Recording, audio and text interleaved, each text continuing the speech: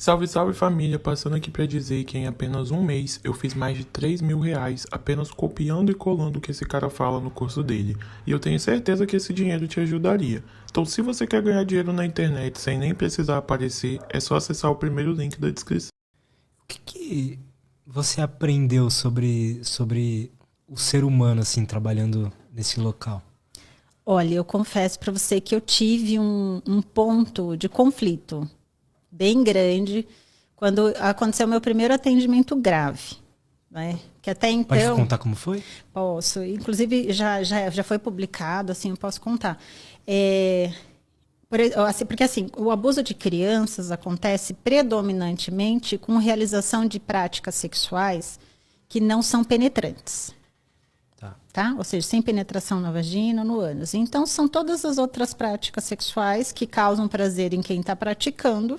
Oral, carícia, masturbação. Exatamente. Então, tem toque na genitália, fricção de genitália com genitália, masturbação, sexo oral, introdução ou interação com objetos. Tudo isso é feito, tá? Predominantemente. Porque como que o agressor funciona, esse tipo de abusador? Ele tem dois objetivos principais. Primeiro, manter a criança sob abuso, porque afinal de contas ela é o brinquedinho sexual dele para ser usada a hora que ele quiser, da forma que ele quiser, certo? Quando e onde ele quiser.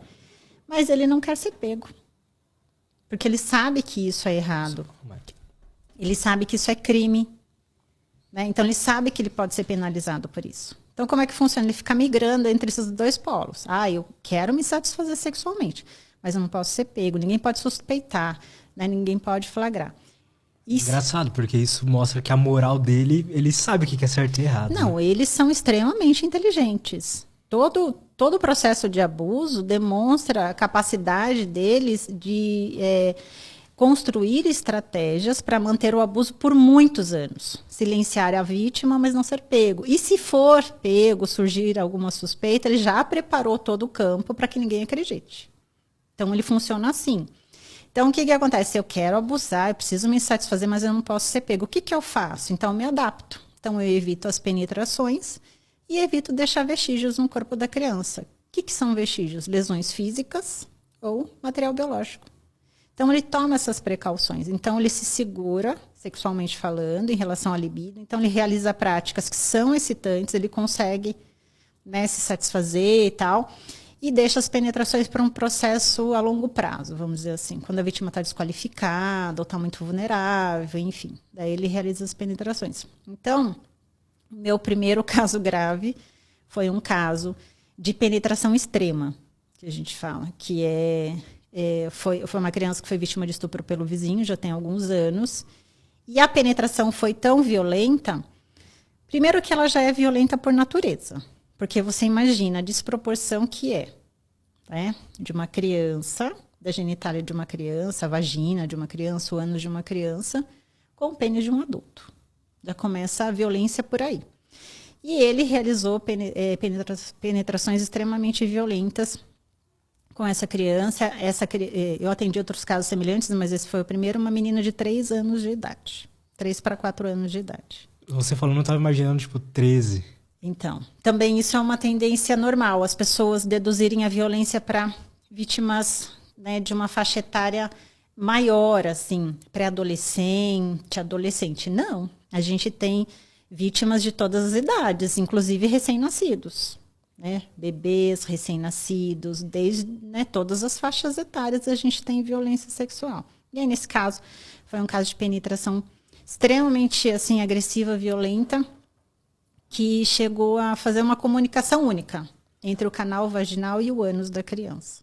Né? Realmente lacerou, assim, fez uma comunicação, que a gente fala que é laceração de períneo completa, rompeu tudo. Né? E quando eu me deparei com esse caso, que eu estava tão habituada com os atos libidinosos não penetrantes, ou com penetração, mas assim, não nesse nível de violência, que muitos deles também é importante falar que eles fazem penetrações iniciais ou parciais, ou seja, eles encosta o pênis na entrada da vagina ou do ânus, mas não introduz completamente. Ou introduz um pouco, mas não completamente. Alguns chegam a deixar lesão, mas a maioria não. né, que entra naquela adaptação de preciso, né, me satisfazer, mas eu não posso deixar vestígios. E aí esse caso me pegou de jeito, né, na época, acho que estava há alguns anos já. E aí entra nisso que você falou, entender a complexidade que é entender como alguém pode fazer aquilo com uma criança, entende? Como utilizar ou sentir prazer sexual com algo que não é sexual. Que o corpo infantil não é sexual.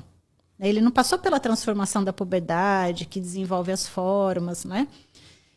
Que tem, sim, uma conotação sexual. O corpo infantil é um corpo sem formas. Tanto é que se você pegar uma criança, né, um menino, sei lá, de 5 anos e uma menina de 5 anos, colocar os dois, com o mesmo corte de cabelo, com a mesma roupa... É a mesma coisa. Você não sabe quem que é quem, né? Não tem a diferenciação que a gente fala fenotípica externa, né? As características externas que são vinculadas, né, ao sexo feminino e masculino. E aí foi um conflito muito grande, porque esse caso, ele foi comprovado o risco de morte, né, da criança pela lesão, porque ela teve uma hemorragia muito grande. Foi tipo emergência ou não? Foi. Ela teve que reconstruir canal vaginal, canal, né, o reto, a questão do ânus. Ela teve uma lesão de útero, então ela teve que sofrer uma esterectomia aos 3 anos de idade, né, remoção do útero dela. Teve lesões gravíssimas, assim. E foi comprovado o risco de morte, né, laboratorialmente falando, clinicamente falando, a cirurgia comprovou. Ela tinha perdido tanto sangue que nem era para ela estar mais viva naquele momento. Foi um caso extraordinário mesmo. Que ela tinha, viveu? Viveu. Sobreviveu fisicamente, né? Agora, psiquicamente, eu não sei dizer. Eu fiquei sabendo depois que a mãe e ela estavam em acompanhamento pelo serviço psicológico do hospital. Porque a mãe, imagina, a mãe deixou a criança na casa da vizinha. Porque tinha que resolver um problema no banco. E acontece isso. E era que ela volta essa tragédia. Questão de, né, poucas horas. Assim. Tão violento, né? Como foi. Muito violenta. E aí, quando você se depara num ponto como esse, apesar de sermos profissionais técnicos, imparciais, entendermos o papel, né, que a gente exerce ali, mesmo vendo tanta coisa ruim, somos humanos e humanas, né? Somos pessoas como qualquer outra. E aí entra esse conflito em relação a tudo. Como é que isso pode acontecer? Né? Que nível de maldade, perversidade, que tipo de pessoa é essa? Então, mexe muito com todos os seus valores quando você pega um caso assim extremo, né? Porque você fala, meu Deus, o que é isso? Como isso é possível? Porque não é só desejo sexual. Se é desejo sexual, você pode pagar. Não é tão fácil, né? Você comprar sexo em qualquer lugar, assim, é extremamente acessível, inclusive na internet. Dentro de casa você compra sexo. De graça, inclusive. De graça, inclusive. E aí, né, daí que depois desse caso eu fui buscar mesmo também mais informação, tentar entender mais esse mundo complexo da violência que a gente sabe muito pouco, né? Sobre essas motivações de consumo sexual de crianças, que é muito grande.